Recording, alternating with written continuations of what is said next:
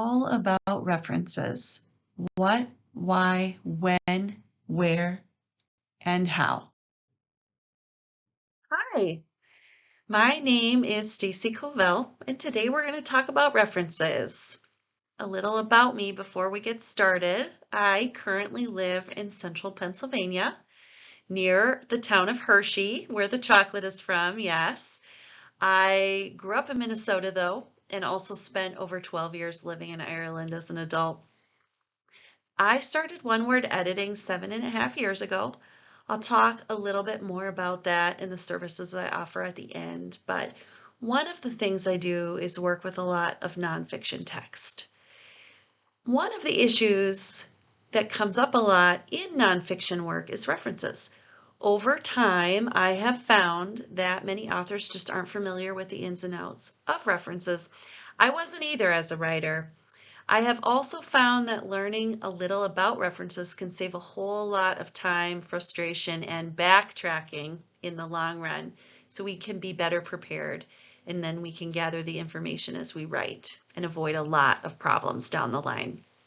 So we are going to cover the what, why, when, where, and hows of references. What are references and what needs to be referenced? Why do we need references? When do we need to reference something? Where do references go and how do we create them? I will also be giving some extra tips and resources for you at the end. So, what are references? I'm sure most of us have memories back to our school days when we were writing research papers and our teachers were hounding us about creating our references, and we'd kind of fudge our way through, or maybe try to write something so that we wouldn't need to create the references because it was so much of a pain. But in professional writing, it's just paramount that we really know what references are and we become familiar so that we can have a high standard of professionalism and credibility in our work. So, a reference is something that is used to provide a pathway to a source of information that comes from something we quote, use, or refer to in the material we write that is not our own. A reference is a detailed entry that shows all the necessary bibliographic information according to the style guide you are using for that source. And we will go into more detail about what exactly needs to be included in a reference later. We will also talk a little bit about style guides such as the Chicago Manual of Style. But using a style guide helps us ensure consistency of information and formatting. In nonfiction writing, references are typically presented in two ways. Now, there are always exceptions, but today we're just going to keep to the basics. So typically, the two ways are endnotes or footnotes. And we will talk a little more about these as well when we talk about where references go. But to just a tiny bit now, endnotes are where all the references would be listed at the end of the text, as opposed to a footnote, which often goes at the bibliographic information often goes at the bottom of a page. So that is just the basics on those two things and what references are. Why are references important? In the same way, we don't want someone copying or using our words as if they are our own. Referencing and properly attributing our sources gives credit to the original author and acknowledges their work.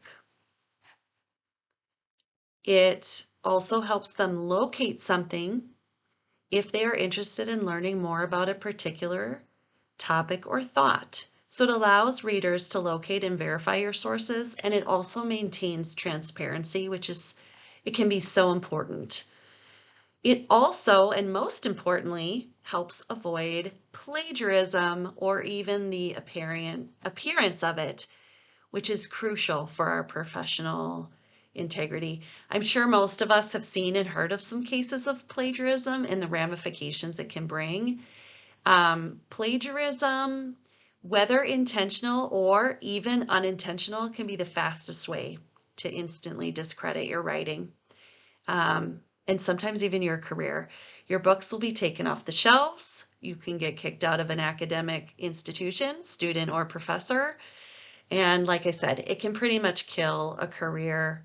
And also what I didn't say is that it also can make your book unsellable. We could spend hours talking about plagiarism, but to put it simply, we want to avoid it at all costs. I will tell some of my clients to use this point as the driving force, especially when you find yourself feeling weary about documenting or having to go back and look up sources. And also sometimes when we just feel lazy. Plagiarism is the fastest way to derail all of your hard work, effort, and goals. So we want to avoid it at all costs. And then finally, and as a result, referencing your work adds credibility and accuracy to your writing, and it keeps everything ethical. When do you need a reference? Direct quotes. Anytime you directly quote someone else's work, whether it's a phrase, sentence, paragraph, or longer, you must provide a proper citation following the quote to show where it came from. This includes anything that you quote: books, articles, interviews, speeches, religious texts, etc., etc. Direct quotes must be copied exactly. Punctuation, spelling, wording, even if there are errors, it needs to be exact.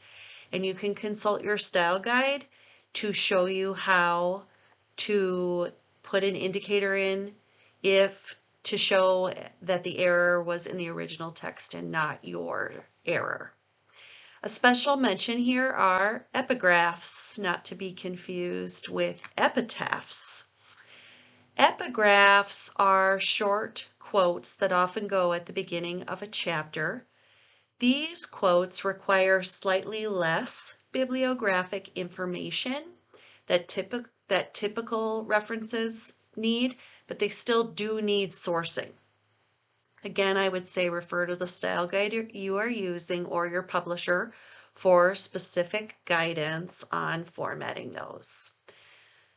Another thing, paraphrased or summarized information. If you're presenting ideas or information in your own words, but they are derived from someone else's work, you still need to provide a reference. Even though you're not using the exact wording, the ideas are not original to you, so you do need to source that. If you are including factual information like statistics or data that are not common knowledge or are derived from a specific source, it's necessary and good practice to provide a reference. If the ideas you're presenting are your own, developed through your personal experiences, insights, or reflections, you may not need to provide a reference. However, if those things were influenced by someone else's work, it is also good practice and courteous to acknowledge that influence, even if it's not a direct citation. This will maintain the credibility and your professionalism of your work. And I always think, when in doubt, err with caution. Also, if it were your own words, you would want somebody to source you. And so that's why we will source other people too in the same way. So while each project and manuscript will be a little different, most of the time in nonfiction writing, you're going to insert some kind of footnote, often numerical, after the information that you referenced. Most often it will come at the end of the sentence or a paragraph. This lets the reader know you're using material from somewhere else, and it creates the pathway for them to access the source of that information. The goal is also to keep the material easily readable for your readers, and this is why footnotes are often placed after the punctuation at the end of a sentence. There are some exceptions, especially in academic writing, but that is beyond the scope of what we need for this webinar today. So another thing I want to mention right now is fair use. So fair use is a legal doctrine in copyright law that allows limited use of copyrighted material without permission from the copyright holder. It is designed to balance the rights of creators with the public's interest in accessing and using copyrighted works for purposes such as criticism, comment, news reporting, teaching, scholarship, or research. It is essential for writers and creators to understand these factors and apply them appropriately to keep us from infringing on copyright law.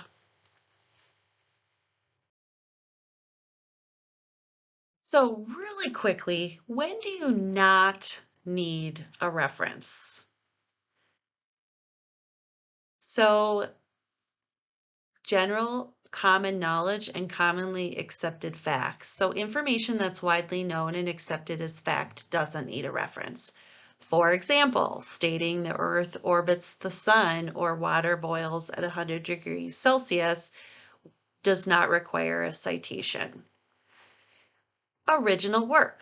If you are presenting your own research findings, analysis, or original ideas, you don't need to cite yourself. However, if your work builds upon or references your previous publications or research, you should reference those as you are effectively quoting yourself or referring to a prior work, even when it's your own. Opinions and personal reflections are another time you do not need to reference. So personal anecdotes or experiences that are relevant to your narrative typically don't require citations unless you're referencing specific data or information within those anecdotes, then they would require support. If you're sharing your personal opinions or reflections without basing them on specific research or external sources, you typically don't need to provide a reference, but do make sure you distinguish between facts and opinions for clarity. So illustrative examples. If you're using examples to illustrate a point and they're not directly quoted from another source, you may not need a reference. However, if the example comes from a specific case study, research study, or real life scenario from someone else's work, you should provide a reference. Information in the public domain. So the public domain, such things like historical events or facts, generally don't require citation. However, if you're using a specific interpretation or analysis of a public domain work, it is good to cite the source of that interpretation or analysis because that particular interpretation or analysis may actually be copyrighted. So to help you figure it out, consult style guides. Depending on the style guide you're using, APA, MLA, Chicago, there's going to be specific rules regarding citations and references. Remember, most importantly, the goal of referencing is to give credit to the original sources of information, ideas, and insights, and to allow your readers to verify and explore further if they're interested. It is always better to err on the side of caution and provide a reference if you're unsure. Style guides will be your best friend in helping you determine if you need a reference and how to do it. Where to find the correct reference information and where to put it. So where do I look to find out what information I am going to need to create my references? The first and most important thing are the style guides. You are going to pick a style guide, and most often, generally speaking, in North America, for nonfiction. You will usually be using Chicago Manual of Style. However, if I haven't put enough caveats in, it will depend on the field you're writing in, the audience you're writing to, etc., etc. But your style guides, your style guide will have the formatting information, info on where references go in a sentence, and where the lists and bibliographies should be placed. It will be your guide for everything you need. So where do I find the information that I need to actually go into an actual reference? Copyright pages in books and page numbers of any quoted material, should there be a page number. Obviously, if it's an online resource, there might not be a page number. But again, your style guide is going to give you the information on how and what you need to format, let's say, a book that's a Kindle version. But your copyright pages are going to give you most of the information, and we're going to go over that in a minute.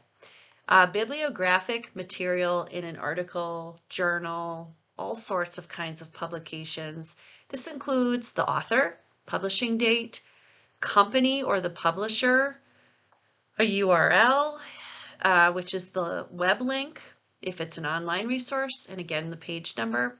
There's all sorts of things you're going to need. And that material can often be found in the source. And it's for you to keep in mind while you're referencing that as you write. Now, the last thing, online resources. And I say this with caution.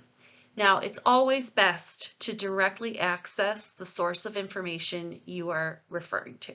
I do not recommend relying on other people's former references or, unfortunately, Google Scholar.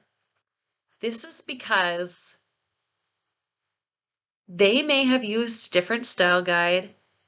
They may have not done it correctly.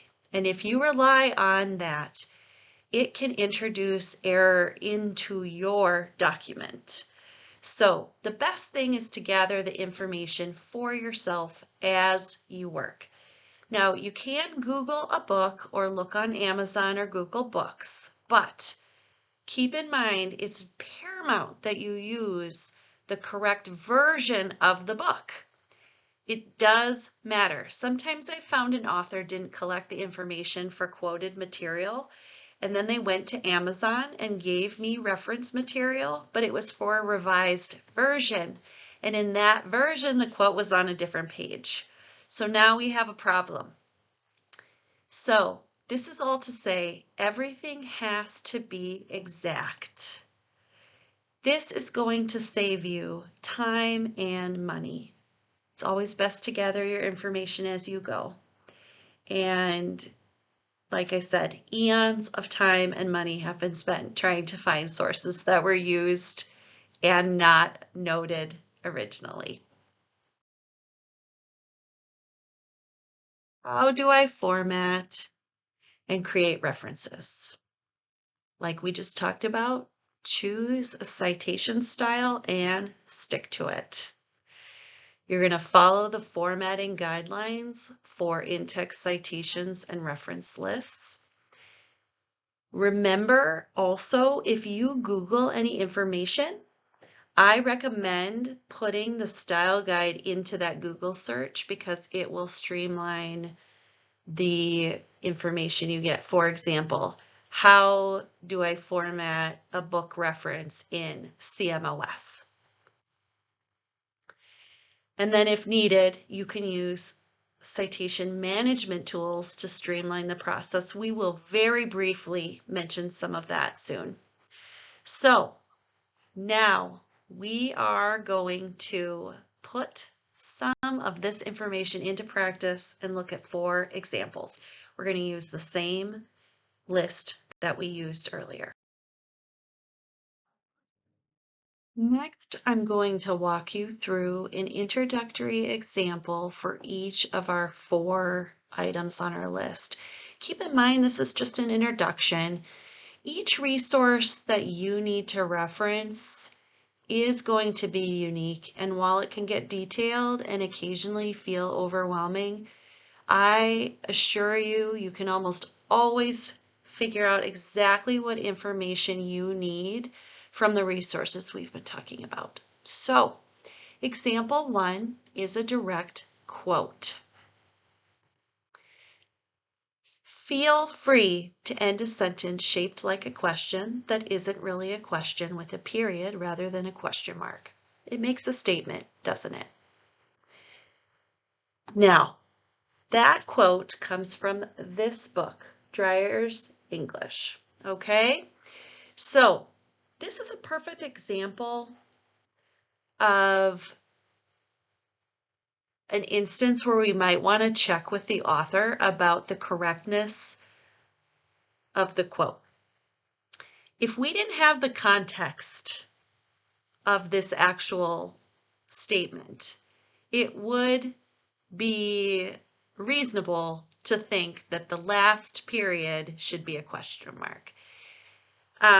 If you're an editor, this is going to be a bigger issue, but as a writer, it just points out that this is super important to make sure you copy everything exactly how it is in the original. Now, the next thing is we need to gather our information so we know how to make the quote. So in Chicago Manual of Style, if you're using a footnote or an endnote, this is the order of what you need. It will go first name, last name with a comma. The title of the book will be italicized. You'll have a parenthesis and then place of publication with a colon, publisher, comma, year of publication, closing parenthesis, comma, page number, period. And I say all of that because that is very literally exactly what you need to do. Every single little tiny thing. Notice the bibliographical entry. If you were gonna, it's a little different.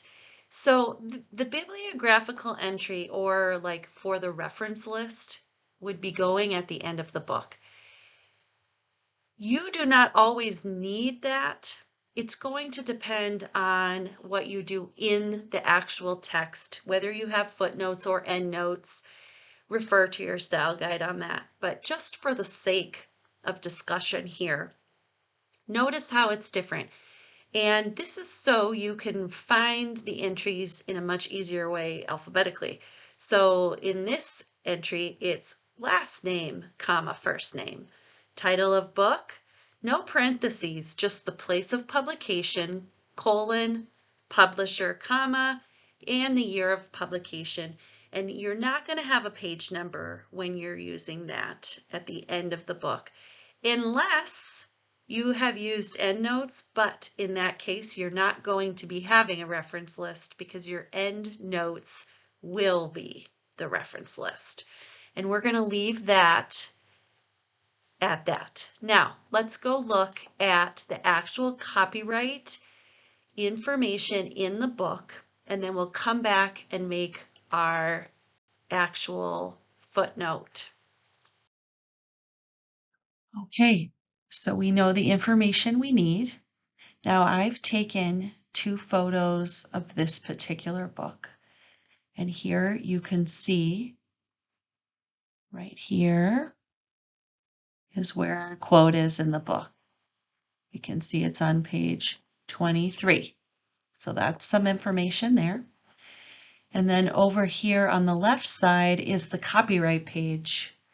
And what this gives us then is all the other publishing information we're going to need. So we can see it was published in 2019 by Random House. And this particular book then was also published in New York.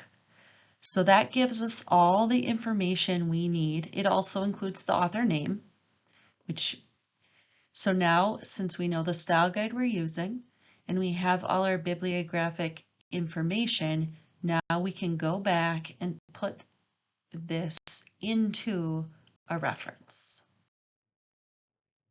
So going back to our direct quote, now we're ready to make our reference. And here is how it would look. Now, notice there's a number 1 for that footnote or endnote, and that's because those are numbered entries. And the bottom one, which is the bibliographic or reference list entry, would not have a number most of the time because it would be in alphabetical order.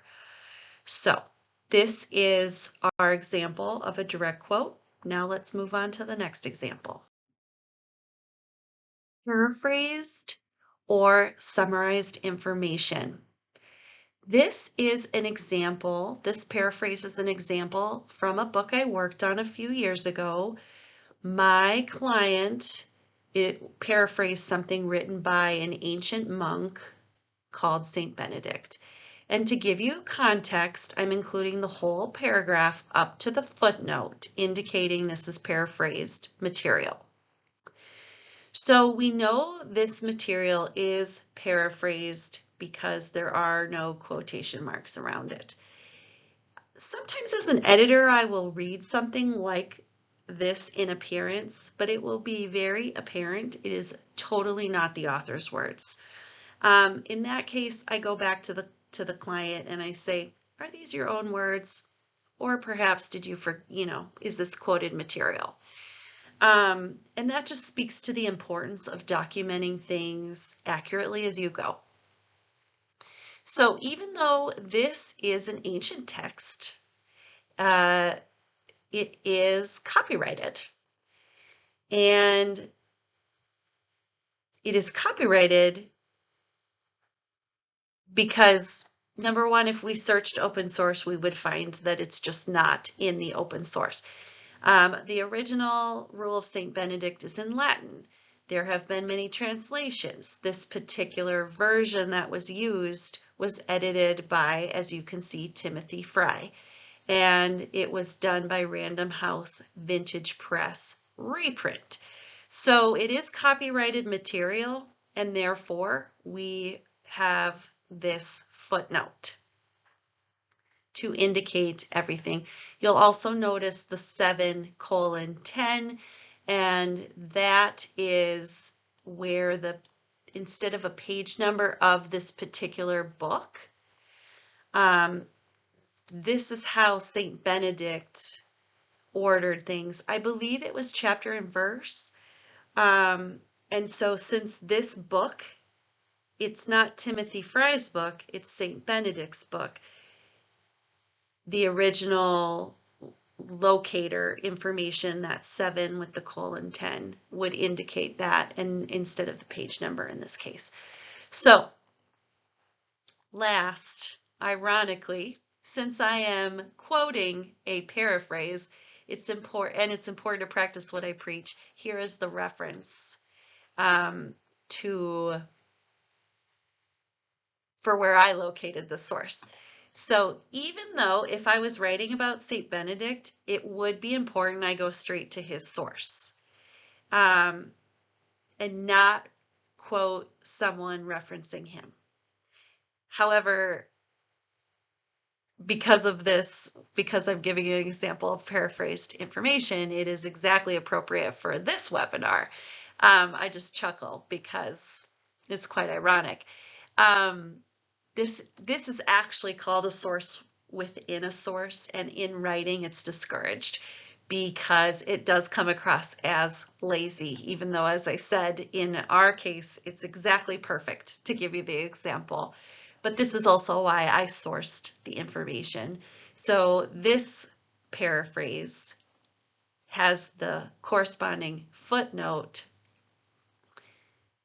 from the Rule of St. Benedict, which I obtained through the book Journey with Me by Herbert F. lamp.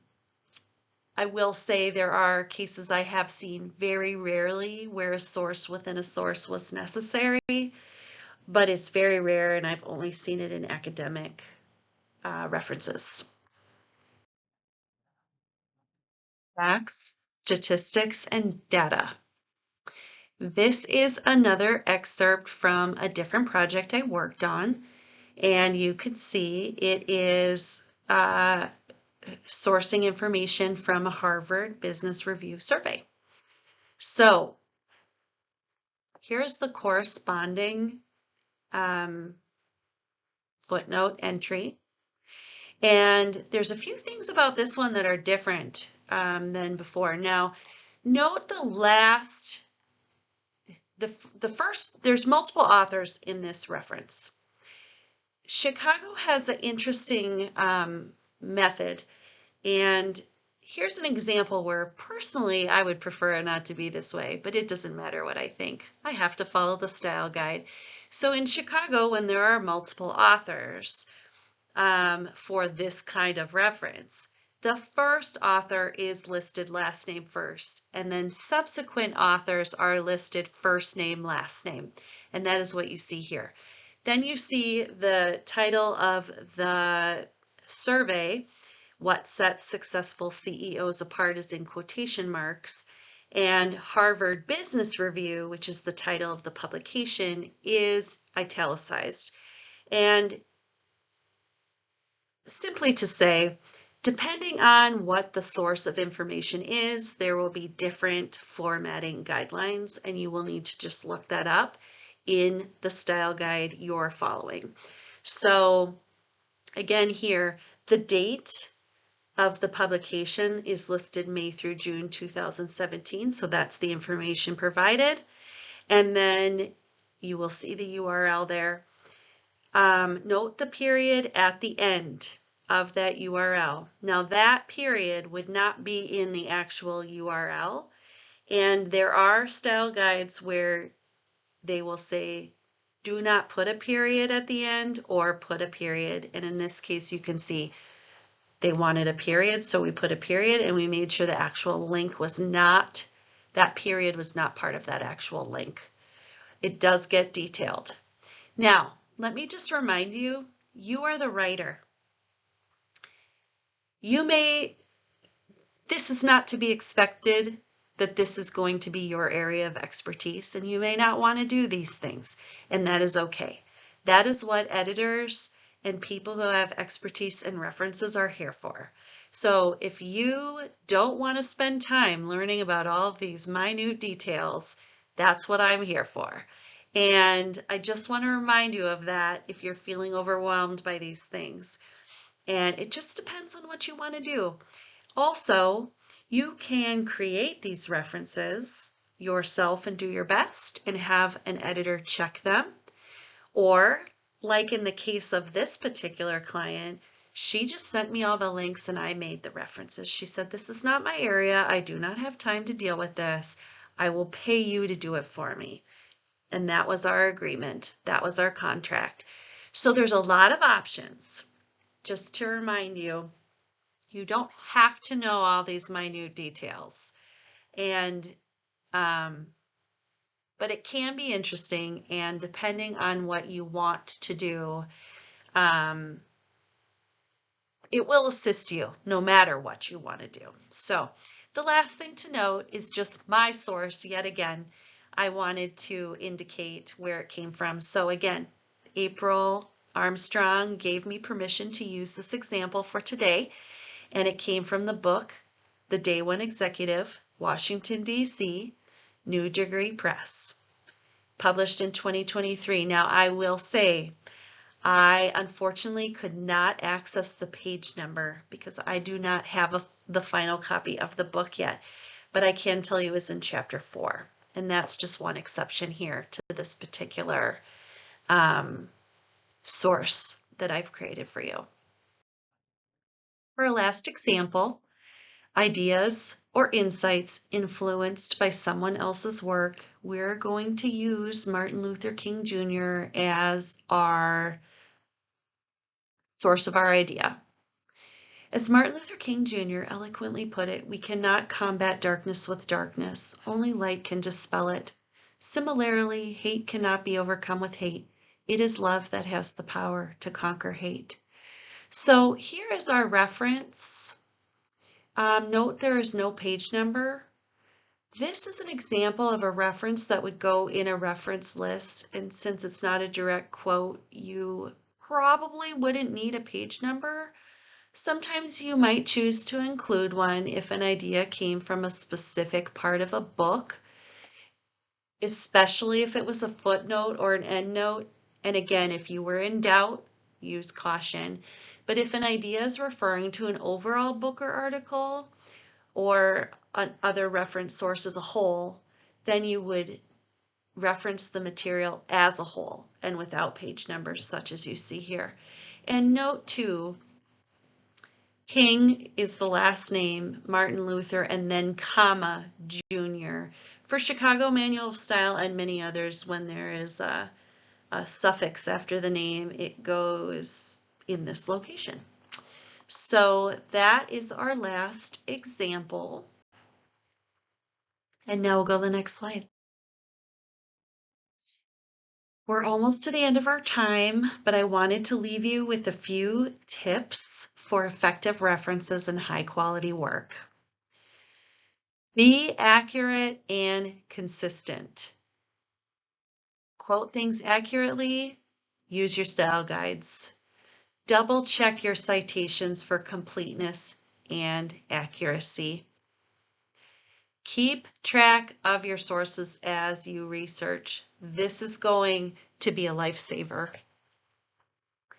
Finally, you can use some tools and resources that are available for reference and citation management online. For example, Purdue OWL has great information and a generator for many style guides. Zotero and EndNote are also options for citation management tools. When in doubt, source. If you take nothing away from this, this is what I want you to take. When in doubt, source. Sourcing your information keeps your work professional and consistent. It will help you maintain your credibility and reliability. It will also give you a little edge when you're trying to get those publishing contracts. When publishers see that you have already taken steps to credit your sources and provide formatted sources, and I can attest to this. The book I showed you from Herb Lamp, he got a traditional publishing contract. So did April Armstrong. And can you imagine trying to get a contract and going in and your sources are a mess when you have hundreds? That gave them the edge, not to mention their good writing. And again, it's taking the steps to credit your sources and provide formatted references shows you are serious about your work and your writing. And I have no doubt you are going to be successful. We've come to the end of our time together. So I'm leaving you with my contact information. OneWordEditing.com is my website, and Stacey at OneWordEditing.com is my email. I would be happy to answer some questions related to the webinar via email if we didn't have time via the chat. And if you want to dive deeper or talk about things we didn't cover here, I also do consultations and coaching.